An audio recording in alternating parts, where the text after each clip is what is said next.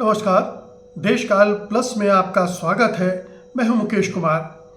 दोस्तों, supreme court के प्रधान न्यायाधीश जस्टिस सूर्यकांत ने सोचा भी नहीं होगा कि उन्होंने जो टिप्पणी की है उससे इतना बड़ा बावेला खड़ा हो जाएगा कि हर तरफ उनकी आलोचना होने लगेगी, उनकी निंदा होने लगेगी, उनकी भर्त्सना तक की जाने लगेगी। और यही नहीं, लोग खुलकर उन्हें चुनौती भी देने लगेंगे, सुप्रीम कोर्ट को चुनौती देने लगेंगे। लोग खुलकर सामने आकर ये कहने लगेंगे कि हाँ, हम कॉकरोच हैं, जो करना है सो कर लो।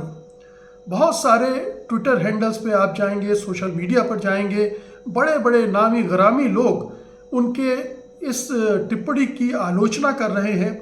इसे लोकतंत्र विरोधी बता रहे हैं, संविधान विरोधी बता रहे हैं, और जिस पद पर वो बैठे हैं उस पद की गरिमा के और दायित्व के प्रतिकूल बता रहे हैं। वो खुद भी लिख रहे हैं कि हाँ, हम कॉकरोच हैं। कॉकरोच कोई ऐसा कीड़ा मकोड़ा नहीं है जिसको लेकर इस तरह से एक नकारात्मकता पैदा की जाए। कॉकरोच इस पृथ्वी पर मौजूद सबसे पुराने प्राणियों में से एक है, और इस आधार पर भी लोग कह रहे हैं कि हम सरवाइव करेंगे, तुम्हारे इन हमलों के बावजूद हम सस्टेन करेंगे, हम में हिम्मत है, हौसला है, हम लड़ेंगे और विरोध करते रहेंगे, अपनी असहमति जताते रहेंगे। दरअसल जो सूर्यकांत ने कह दिया वो सीधे चोट की है उसने नौजवानों पर, बेरोजगारों पर और उनके साथ हमदर्दी रखने वाले तमाम लोगों पर। उन एक्टिविस्ट की भी बात मत कीजिए जो सरकार के साथ जुड़कर सरकार के फ़ायदे के लिए अपनी गोटियां सेट करते रहते हैं, लेकिन बहुत सारे ऐसे डेडिकेटेड ईमानदार लोग हैं इस देश में जिन्होंने अपनी जीवन खपा दिया है लोगों की सेवा करते हुए, पर्यावरण की रक्षा करते हुए, लोगों के अधिकारों की रक्षा करते हुए, दलित, पिछड़े, आदिवासियों के हकों के लिए लड़ते हुए।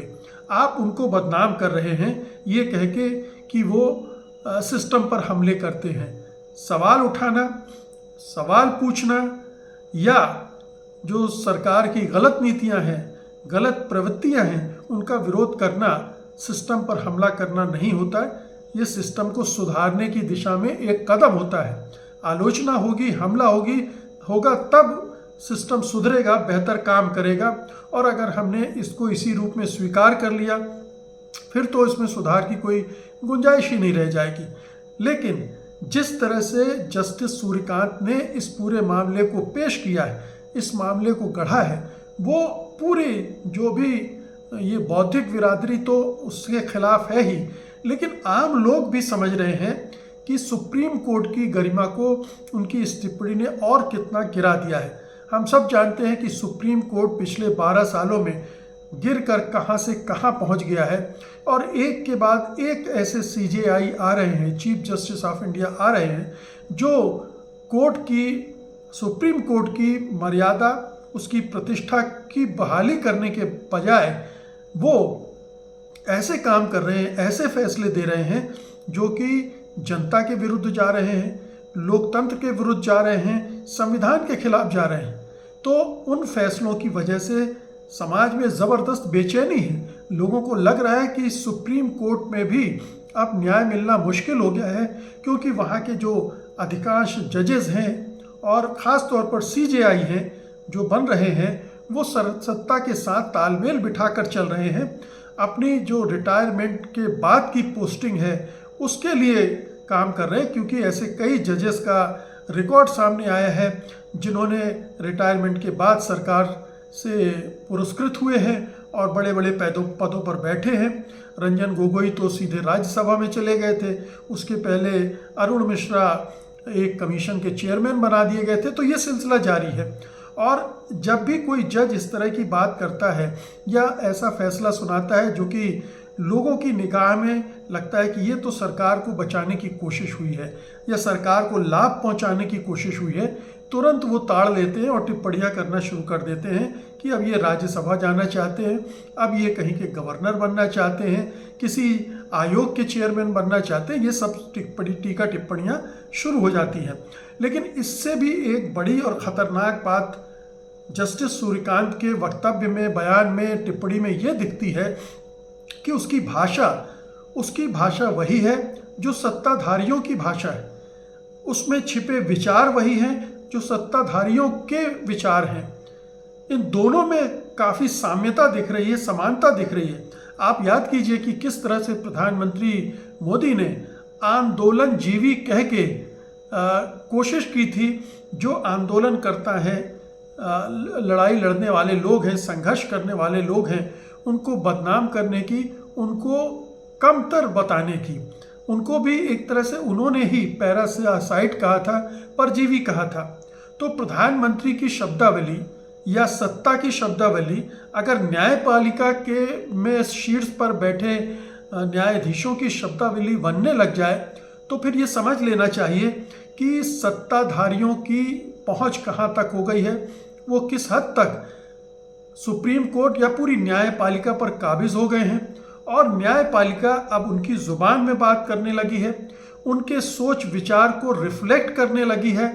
वो संविधान को नहीं, कानून को रिफ्लेक्ट नहीं कर रही है, उसके आधार पर फैसले नहीं सुना रही है। वो अब सत्ता की तरफ देख रही है, सत्ता की चाकरी कर रही है और सत्ता के हिसाब से फैसले सुना रही है। तो ये एक बहुत बड़ी खतरे की घंटी है। खतरे की घंटी इसलिए भी है कि इसी तरह से फांसीवाद आता है। इसी तरह से फांसीवाद में जब न्यायपालिका भी सत्ता के अधीन हो जाती है तो फिर वो इसी तरह से बर्ताव करना शुरू करते हैं। वो सोच जो प्रधानमंत्री मोदी की भाषा में है, उनके सोच में है, जो सत्ताधारी दल के सोच में है, जो संघ परिवार के सोच में है, हम सब जानते हैं कि वो एक फांसीवादी सोच है। वो असहमति को कुचलना चाहता है, किसी भी तरह के विरोध को नापसंद करता है। चाहे किसान आंदोलन करें, चाहे मजदूर आंदोलन करें, वो उनको दबाने में विश्वास रखता है। हम देख चुके हैं कि किसान आंदोलन के साथ इस सरकार ने क्या बर्ताव किया।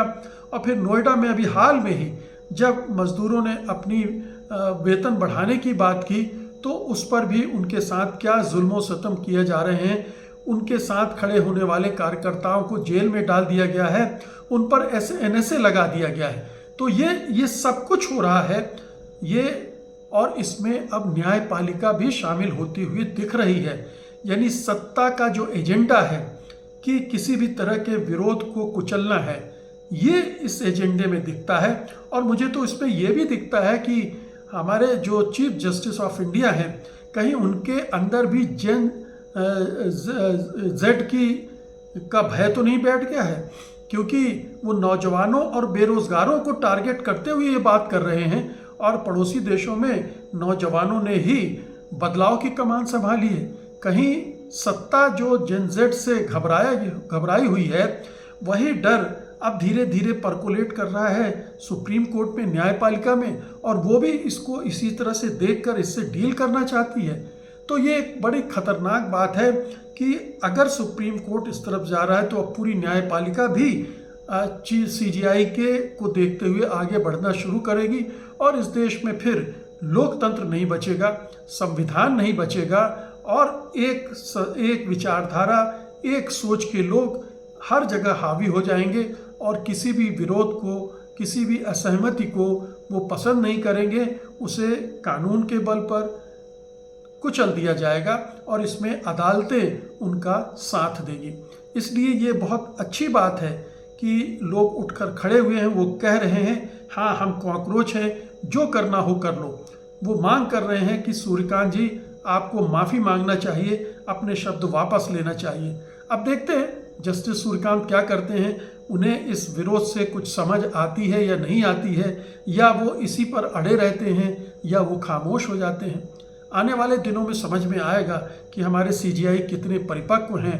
गलती हो सकती है तो उसे सुधारने के लिए अगर तैयार हैं आप, तो ये एक सकारात्मक बात मानी जाती है। लेकिन देखते हैं जस्टिस सूर्यकांत क्या करते हैं। बहुत बहुत शुक्रिया आपका, धन्यवाद, नमस्कार।